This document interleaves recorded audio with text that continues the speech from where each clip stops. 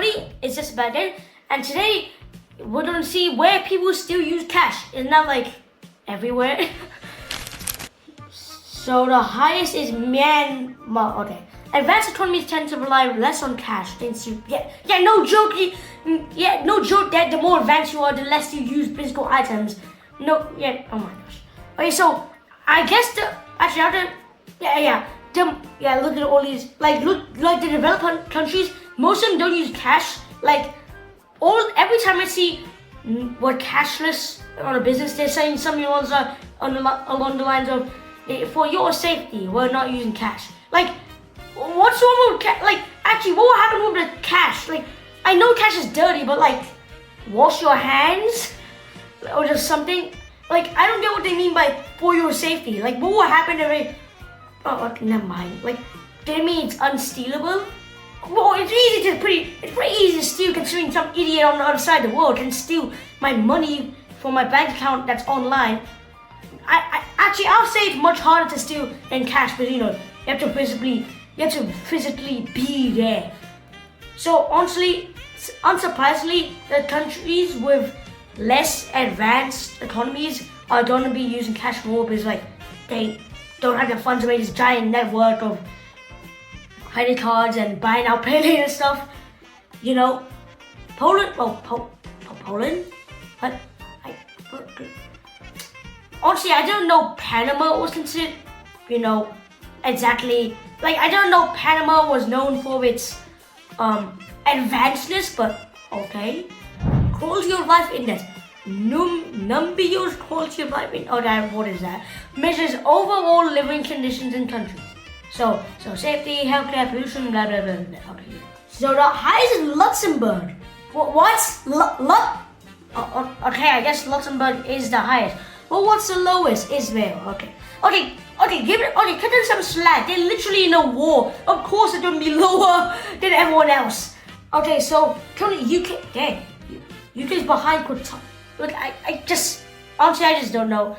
Most of the Oman? What?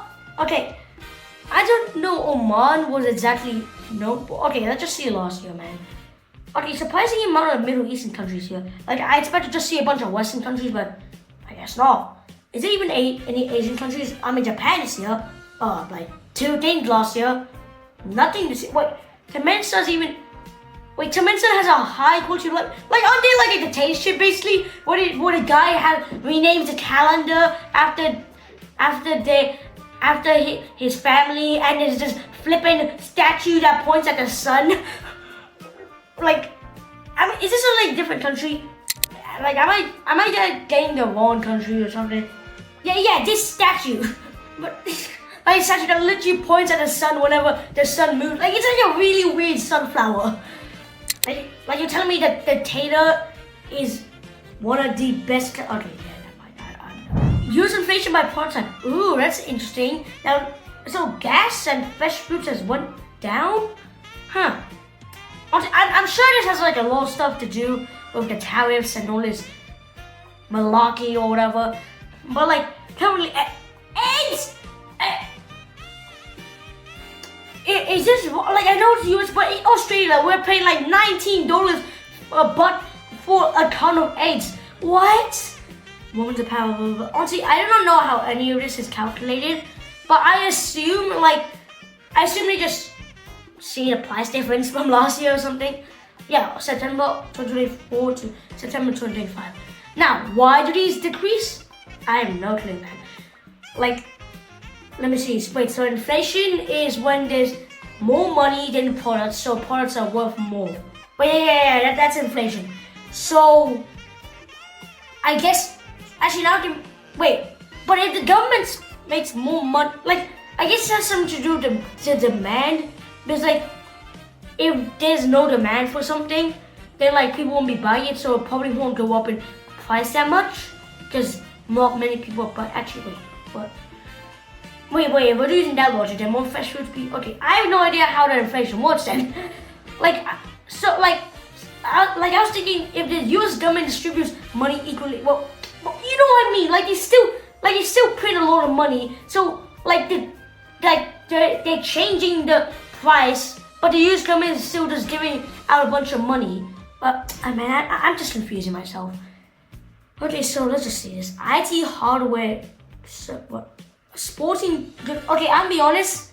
Why can't we just carve it all up into, like, why can't we just make all the meat into one section? I guess we're trying to be more specific or whatever, but like, man, just make it more digestible for us. Number of migrants. I love how it's for a snapshot, even though there's like insane amount of stuff going on. So, obviously, the US has an insane amount of migrants. That's like the only thing that's preventing their country from going to a population plateau. That's the only thing.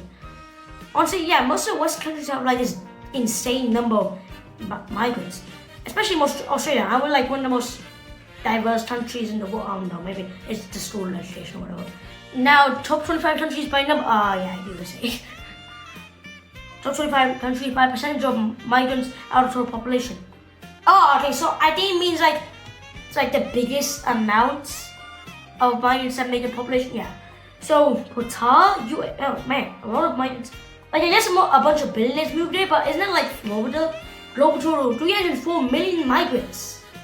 Actually, how do they take these surveys? Like, I doubt they have the time to survey every migrant. Oh yeah. Despite the war, man, it's not a lot of migrants. Even though, wait, the war's still going. This is why Ukraine must be worried Russia's peace. Okay, so I guess they have like a peace deal. I guess. That's all you guys. See you later.